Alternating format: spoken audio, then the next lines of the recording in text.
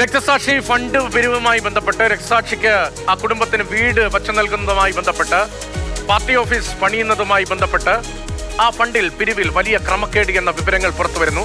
അതിനെ ഖണ്ഡിക്കാൻ പക്ഷേ പലരുടെയും മറുപടികൾ പുറത്തു വരുന്നുണ്ട് എങ്കിലും അതിന് കഴിഞ്ഞിട്ടേയില്ല. ഒരു മറുപടിക്കും ഒന്നിനും ഒരു ബലവും പോരാ.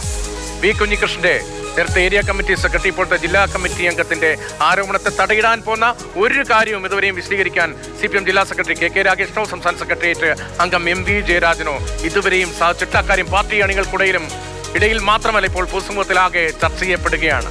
പാർട്ടിയുടെ അച്ചടക്കത്തിന്റെ വാൾ വീശാൻ കൈയോങ്ങുകയാണ് ഇപ്പോൾ ആരോപണം ഉന്നയിച്ച ആൾക്കെതിരെ.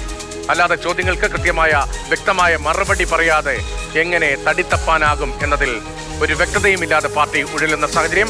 CK വിജയൻ നമുക്ക് വിവരങ്ങളുമായി ചേർന്നിട്ട്. വിജയൻ, ഇപ്പോൾ ഈ രക്തസാക്ഷി കുടുംബത്തിലെ ധനരാജിന്റെ മക്കളും ഭാര്യയും കുടുംബാംഗങ്ങളും ഒക്കെ ചോദിക്കുകയാണ്, എങ്ങനെയാണ് രക്തസാക്ഷിയുടെ പേരിൽ ഒരു ക്രമക്കേട് നടത്തിയത്?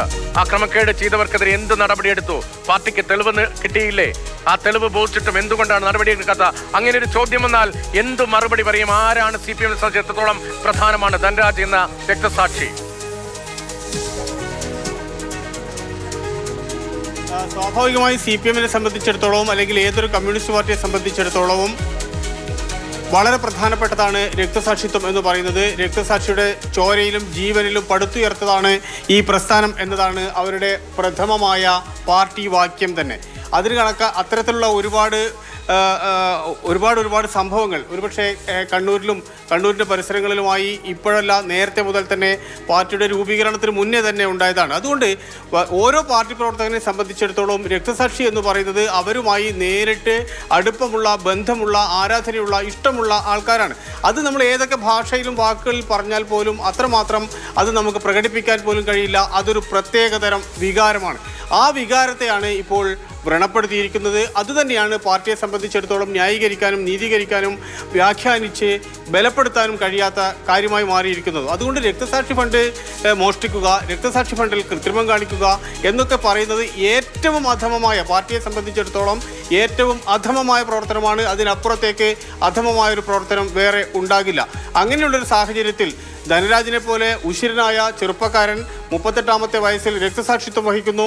RSS-ൻ്റെയും BJP-യുടെയും പ്രവർത്തകരാണ് ആ കൊലപാതകം നടത്തിയതെന്ന് ആ കേസിൽ പ്രതികളെ നോക്കിയാൽ തന്നെ നമുക്കറിയാം. അങ്ങനെയുള്ള ധനരാജിനെ, പൊതുവിൽ പാവപ്പെട്ട കുടുംബം, ഒരുപക്ഷെ സ്വന്തമായി വീട് പോലും ഇല്ലാത്ത ഒരു പാർട്ടി പ്രവർത്തകൻ, അയാളുടെ വീടെടുക്കുന്നതിന് വേണ്ടിയും കുടുംബത്തെ സംരക്ഷിക്കുന്നതിന് വേണ്ടിയും പിരിച്ച ഫണ്ടാണ് ഈ രീതിയിൽ രതീഷ് മോഷണം നടത്തി, തട്ടിപ്പ് നടത്തി അല്ലെങ്കിൽ വെട്ടിച്ചു എന്ന് ആരോപണം ഉന്നയിക്കപ്പെടുന്നത്. ഏരിയ സെക്രട്ടറി ഇപ്പോൾ ജില്ലാ കമ്മിറ്റി അംഗമായിരുന്നയാൾ തെളിവ് സഹിതം താൻ പരിശോധന നടത്തിയപ്പോൾ ഇങ്ങനെ ഈ തട്ടിപ്പ് കണ്ടെത്തിയത് പാർട്ടി ഫോറത്തിലാണല്ലോ ആദ്യം പറഞ്ഞത്. സംസ്ഥാന സെക്രട്ടറി ആയിരുന്ന ആളെ ഉൾപ്പെടെ അക്കാര്യം അറിയിച്ചിരുന്നു. പാർട്ടി നേതൃത്വത്തിന് എല്ലാവർക്കും ഇക്കാര്യത്തിലെ തട്ടിപ്പിനെ കുറിച്ച് അറിയാമായിരുന്നു. പക്ഷേ എന്തുകൊണ്ട് TI മധുസൂദനാണ് ആ തട്ടിപ്പിലെ പങ്കാളിയെങ്കിൽ, അതല്ല അതിന് പിന്നാലെ വന്ന ഏരിയ സെക്രട്ടറി മധുവാണ് പങ്കാളിയെങ്കിൽ, മറ്റ് നേതാക്കൾ, പ്രാദേശിക നേതാക്കളാണ് ഈ തട്ടിപ്പിന്റെ പങ്കാളികളെങ്കിൽ എന്തുകൊണ്ടാണ് മേൽഘടകം, സംസ്ഥാന ഘടകം ഉൾപ്പെടെ അറിഞ്ഞ വിഷയത്തിൽ നടപടി ഉണ്ടാകാതെ പോകുന്നത്?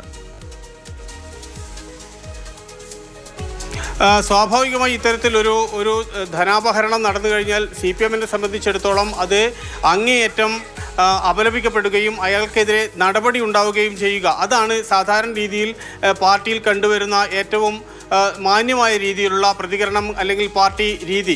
അത് നടപടിയായി അല്ലെങ്കിൽ പല രീതിയിലുള്ള പാർട്ടിയിൽ നിന്ന് പുറത്താക്കൽ ഉൾപ്പെടെയുള്ള നടപടികളായി റിപ്പോർട്ട് ചെയ്യപ്പെടുകയും അയാൾ പാർട്ടിയിൽ നിന്ന് അകലെ മാറ്റി നിർത്തപ്പെടുകയും ചെയ്യും. അങ്ങനെയൊരു സംഭവം ഇവിടെ ഉണ്ടായില്ല എന്നുള്ളതാണ് ഏറ്റവും പ്രധാനപ്പെട്ട കാര്യം. അതുകൊണ്ട് ഇത്തരത്തിൽ മോഷണം നടത്തിയ ഏരിയ സെക്രട്ടറി ഉൾപ്പെടെയുള്ള ആൾക്കാരെ ആരോ ഒരാൾ, അല്ലെങ്കിൽ ഒരാളോ അല്ലെങ്കിൽ ഒരു സംഘമോ അതിൻ്റെ മുകളിലുള്ള ഒരു ഘടകത്തിൽ നിന്ന് പിന്തുണയ്ക്കുന്നുണ്ട് എന്നാണ് വ്യക്തമാകുന്നത്. കാരണം ഇത്രയും വിശദമായി അന്വേഷണം നടത്തുകയും അതിൻ്റെ എല്ലാ തെളിവുകൾ കൊടുക്കുകയും പാർട്ടി വേദിയിൽ ഉന്നയിക്കുകയും അത് പിന്നീട് പുറം ലോകത്തെത്തുകയും ചെയ്തിട്ട് പോലും അത്തരത്തിലൊരു നടപടി ഉണ്ടായില്ല എന്ന് മാത്രമല്ല, ഈ തെളിവുകളും മറ്റ് കാര്യങ്ങളെല്ലാം തന്നെ കമ്മിറ്റിക്കകത്ത് പറയുകയും ചെയ്ത ആൾക്കാർ പ്രതിസ്ഥാനത്ത് വരികയും ചെയ്യുന്നു എന്നിടത്ത് കൂടിയാണ് കാര്യങ്ങളുടെ രണ്ട് തരത്തിലുള്ള